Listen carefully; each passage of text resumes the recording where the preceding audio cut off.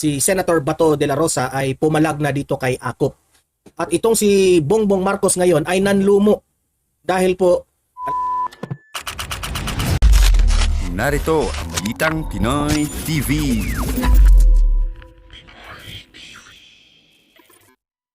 okay, and we are live ngayon sa ating YouTube channel. At pag-usapan nga natin itong si Senator Bato de la Rosa ay pumalag na dito kay Akop. Itong si Akop kasi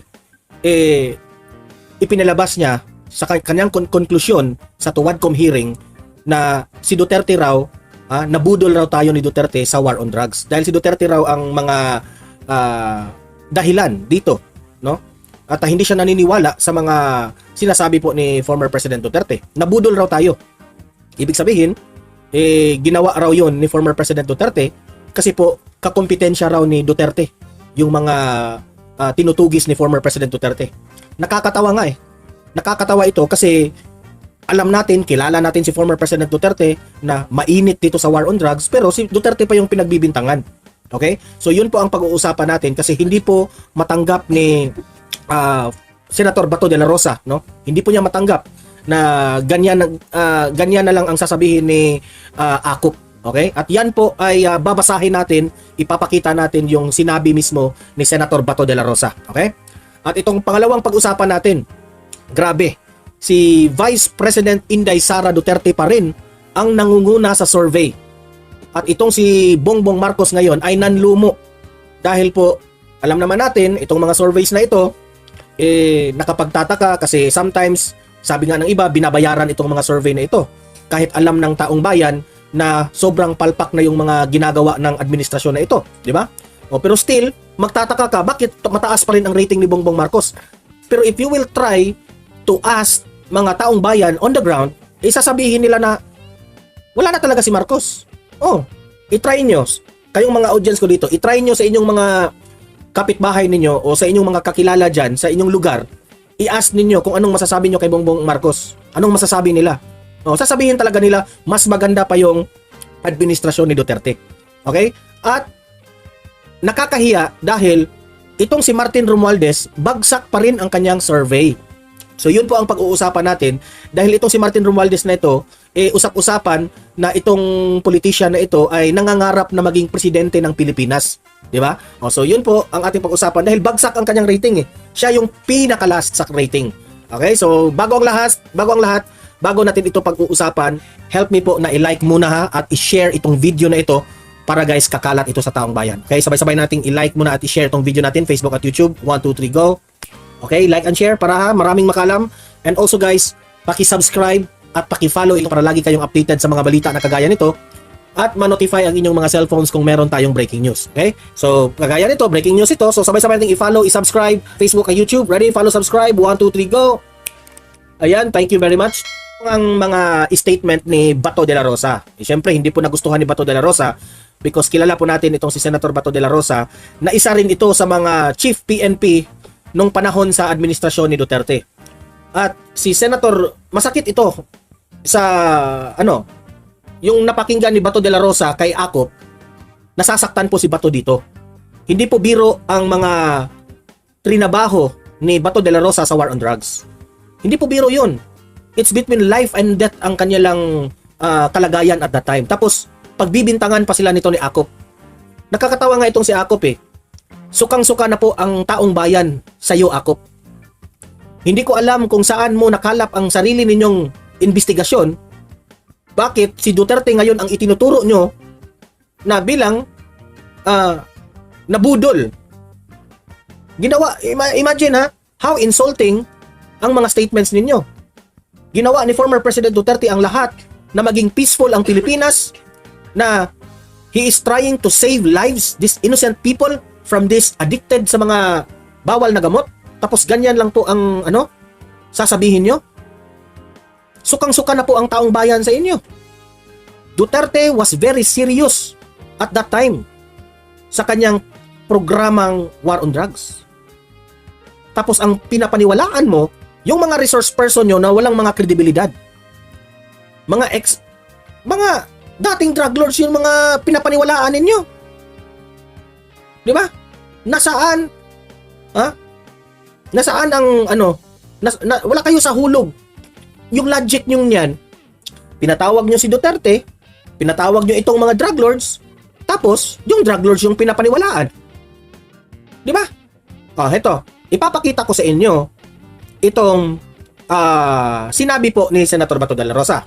Sabi dito sa balita, how dare he say that? Yan ang sabi ni Bato. Siyempre, I would understand Bato de la Rosa bakit niya ito nasabi ng ganito ha. How dare he say that? Ibig sabihin, si Akop ang kanyang sinabihan dito. Bato de la Rosa slams Romeo Akop for calling Duterte drug war budol. Alam niyo, sa totoo lang, Akop, atakdog ka pala sa paningin ng taong bayan. Kami ha, this is our own opinion. Kasi po, yung word na budol na yan, galing po yan sa ginagawa ng iyong presidenteng Marcos. Nabudol kami ng mga Marcos. Ngayon, gagamitin mo itong word na budol sa war on drugs ni former President Duterte? Do you think nabudol kami? Hindi po. Tuwang-tuwa po kami na merong war on drugs ni former President Duterte. Kasi po, gumaan ang aming pamumuhay sa aming mga lugar dahil sa programa ni former President Duterte. Hindi po kami nabudol. So, for you to say na budol yung war on drugs ni Duterte, I think you are lying. Sa tingin namin, sa our own analysis, I think nasabi mo lang yan kasi po, kakampi ka ng mga tambaluslos. Sabi pa nga ng iba, baka binabayaran ka. Totoo ba yan? Kasi dati, sa panahon ni former President Duterte, kampi ka ng kampi ni Duterte. Now, anong nangyari ngayon? Nagtataka lang kami. Bakit bigla kang umikot ng 360 degrees? So, ibig sabihin, ano ito? Nagtatanong lang kami, pera-pera na lang ba? Bakit mo sasabihing budol? Noon, grabe ang pagtanggol nyo kay former President Duterte. Diba? So, ano ang masasabi namin sa iyo? Sa sarili kong konklusyon ikaw po ay isang balimbing na tao. Balimbing ka. 'Di ba? Sa mga ganyan na galawan mo, it really shows na balimbing ka. Sige, patuloy kasi babasahin natin lahat ito Senator, ito yung sabi. Senator Ronald De La Rosa slammed a fellow former police officer Antipolo Representative Romeo Acop for calling the war on drugs budol and the branding former President Rodrigo Duterte as the face of the alleged state-sponsor murder. Tingnan nyo, si Duterte raw, ang mukha sa mga nangyayaring mga gurguran nung panahong war on drugs. Okay.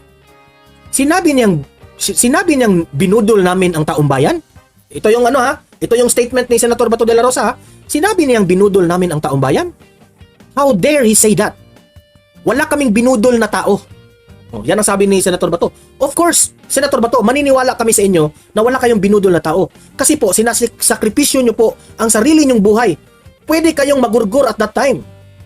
Ang daming mga malalaking drug lords na pwede kayong gurgurin, Bato de la Rosa.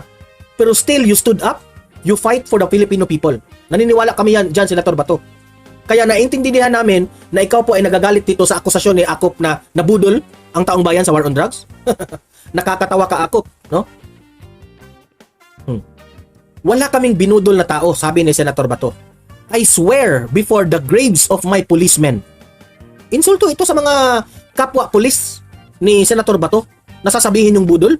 Meron ngang mga pulis na nagurgur at that time, Acop.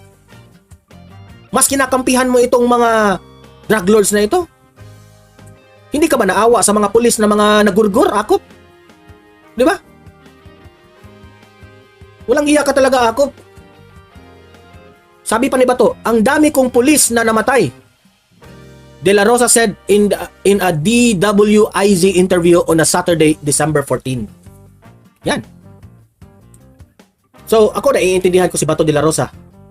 Pero si Acop, wala na.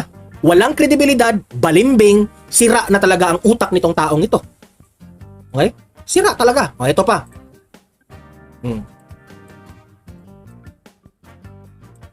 De La Rosa was Philippine National Police Chief who implemented Duterte's drug war, which resulted in thousands of deaths of mostly poor and defenseless drug pushers and users.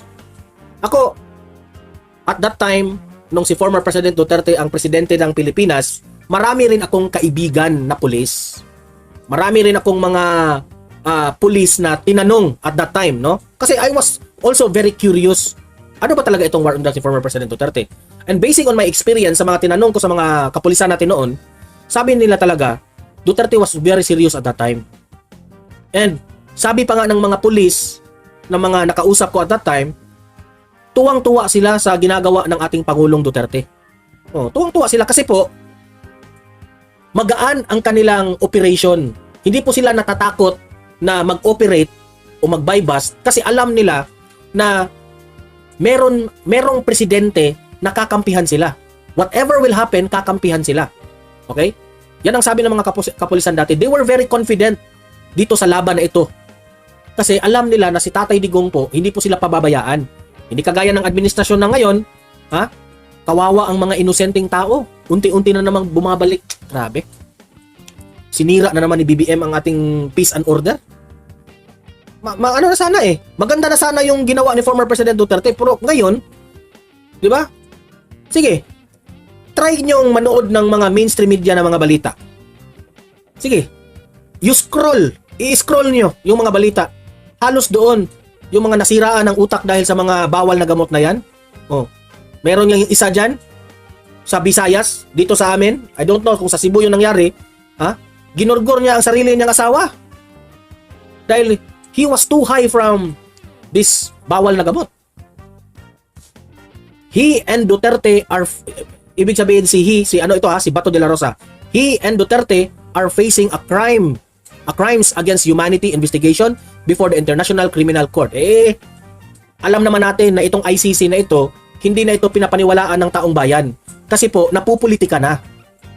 Yan ang hindi maganda dito sa ICC na ito. International Criminal Court? Pero instead na neutral lang kayo, mag-investigate kayo. Kaya nga, maraming bansa ang tumiwalag dyan sa ICC. Kasi hindi po sila, alam natin na bias yan sila. Napupolitika rin eh. Meron rin silang kakampi dito sa Pilipinas na gusto rin nila. Di ba? Paano? Si Duterte naging prangka dito sa mga ICC na ito. Galit sila kay Duterte, edi papel-papelan rin itong ICC na ito. Magbida-bida rin sila dito sa Pilipinas. De la Rosa blew his top at this statement of AKOP. I would understand Bato de la Rosa bakit siya nagalit. Who led the House Squad Committee investigation on the drug war killings as well as its reward system. Pati yung reward system issue sa kanila itong reward system na ito. Pero hindi nila issue yung flood control, hindi nila issue yung walang budget yung PhilHealth, hindi nila issue yung ayuda na grabe. Wala na talaga sa hulog itong gobyernong ito. Kung itong gobyernong ito patuloy na ganito, wala talaga. Sira na talaga ang Pilipinas. The Quadcom ang nilagay dito pero sa version ng Don Mar TV, the Quadcom has started to uncover a grand criminal enterprise and it would seem that at the center of its former is President Duterte. Wow. Si Duterte talaga ang superstar dito sa war on drugs na pinagbibintangan nila na si Duterte talaga ang dahil sinabi nila na itong war on drugs na ito ay palpak, si Duterte talaga ang kanilang para sa amin hindi Ang taong bayan nagugustuhan po namin yun. Kaya nga baka nakalimutan mo ako, binoto ng taong bayan si Duterte dahil dyan sa kanyang promise. That's a campaign promise. Si Duterte, tinupad lamang niya ang kanyang campaign promise. Pero si Bonget, ang kanyang campaign promise na bigas, nasaan na kaya? Nasa puwet ni Marcos lahat yung promise niya. Di ba? Napakasakit po nito dahil pawang tayo ay nabudol. Nabudol ba kayo? May tanong ko lang sa inyo. Nabudol kayo? Ako hindi ako nabudol. Nagugustuhan namin yun. Kasi marami pong mga inosenteng tao na naisalba po ang kanilang buhay. That's the conclusion of it. Overall. Alam ko na pinopolitika itong war on drugs kasi wala silang maipukol na kasalanan ni Duterte. Yan eh. Very obvious. Very obvious. Expected ko na yan, sabi ni Senator Bato. Dahil from the very beginning, alam naman natin objective nila sa Tuwadcom na yan. Hindi yan investigation in aid of legislation, kundi in aid of demolition and persecution. Correct. Nag-investigate sila para siraan ng mga Duterte, siraan ng mga kalyado ni Duterte para matatalo sa next election. Para mananatili pa rin sila sa kanilang itong mga bangag at mga tambaluslos na ito. Wala bayaran Itong mga tuwadkom pera-pera lang Kasi kung tunay kayong may malasakit sa taong bayan, you will not allow this to happen na magpakontrol kayo sa mga Panginoon nyo dyan. De La Rosa said all about this, okay? Umabot na ng 13 hearings. Hanep na hearing. Sabi ni Senator Bato, halatang pang demolition talaga. 13 hearings? Imagine that one. 13 hearings? Pera ng taong bayan? Kay laki-laking nagasta yang sa hearing na yan? Walang ibang layunin kundi siraan lang ang mga Duterte? Nakakahiya ka, Akop, sa totoo lang. Nakakahiya ka. It really shows your personality. Kaya hindi ka dapat manalo sa susunod. Kung tatakbo ka man, kung anong posisyon mong tatakbuhan, wala ka ng kredibilidad. Sukang-suka na ang taong bayan sa inyo. Balimbing ka. Yung pagkampi-kampi mo kay Duterte noon, balimbing ka. Kaplastikan. Hari ka ng kaplastikan. Kagaya ka lang ni Bongbong Marcos at ni Martin Romualdez. Ngayon, nanlumo si Bongbong Marcos. Nanlumo. Kasi, marami ang mga nagsasabi na ito ng administrasyon na ito, halos nga raw, di umano, babayaran ang rating. Mga ratings ba? Babayaran para ipakita sa taong bayan na sila yung pinakamataas sa rating. Pero look at what happened. Ito na nga mga kabalita. Ano na ang masasabi nyo patungkol sa balitang ito? Please comment down below mga kabalita. Pag-usapan natin yan sa comment section. At kung di ka pa nakasubscribe sa ating channel, baka naman